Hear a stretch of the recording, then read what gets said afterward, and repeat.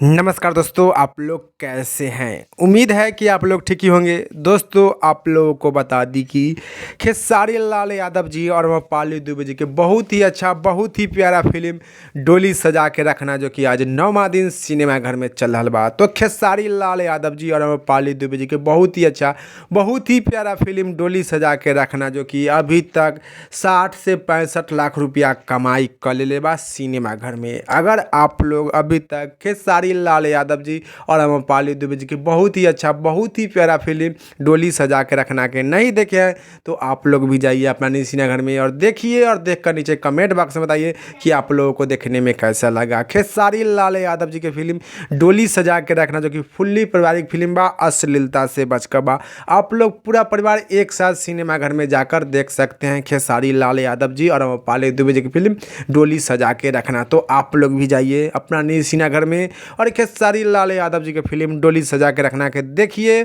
और देखकर मजा उठाइए। चलिए इस वीडियो में इतने, फिर मिलेंगे अगले वीडियो में। जय हिंद, जय भोजपुरी।